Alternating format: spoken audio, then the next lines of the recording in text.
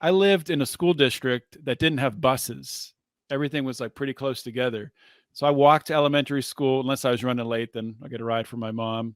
Same for high school, same for middle school. Would walk most of the time. And like, so after school, like kids aren't getting on buses and like everyone gets on the bus and it's out of there. We were just milling around, hanging out on the playground. Um, or we it wasn't a fight club. It was just like, just like guys wrestling, just like we weren't like punching each other in the face, but like roughhousing, and having some fun. We would do that after school. And the only like real fight I remember getting in was also during elementary school. Well, outside of college, I got in some fights, but I guess at that age, elementary school, there was a bully, and his name was Aaron Alon. I have no idea where he is now in life. And I actually was not friends with him, but like I said, like even at that age, elementary school, I was kind of friends with everybody. I kind of got along with everybody. Like he invited me to his birthday party before this happened. But I remember he was picking on someone and I told him to stop and he pushed me. He's like, "What are you going to do about it?" And I punched him right in the nose. And he, ran off, got the teacher.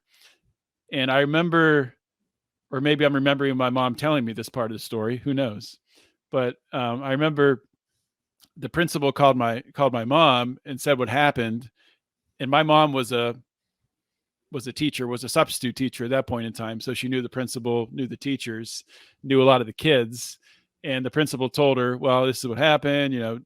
John got pushed and punched this other kid in the face." And he's like, "Well, I'm going to have to, give John this, detention after school, but I don't blame him for doing it. He actually did a good thing." So that would never happen in this day and age. But, and I guess what aspect of that would never happen? We're a principal telling a parent that it's okay that your son punched this kid in the face. I think rare that it would happen. You think it would? It depends on the context. If I could create some situations where there's been some encouraging in society to punch people in the face. I would say that there is some of that going around. Yeah, you're probably right, and I'm probably not. I mean, I'm so down on like the public schooling system. There's probably still some good principals out there who understand. Yes, what you're commenting on, I think, is a principal's ability to, or a public school administrator's ability to support what's the right thing in a tricky situation. Exactly. That's what we're questioning, is their ability. You clarified that perfectly. That's exactly what I'm saying. And I think that principals have been handcuffed.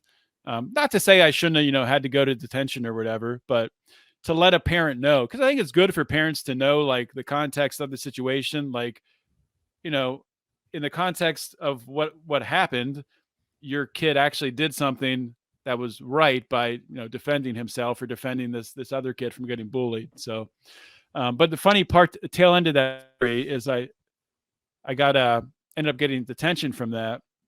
And my punishment was I had to go around with the janitors and, get the trash cans and the recyclables cans and, help them to collect them from the classrooms or whatever. And that is when I learned that, at least at that school at that time, recycling was bullshit. Nothing was getting recycled because we took both trash cans and threw them in the garbage. And, I remember the janitor telling me, "We don't recycle here." I'm like, "Well, why do we have recycling cans?" He's like, "Well, I think we're going to start recycling eventually." I'm like, "What? This is just a show? What?"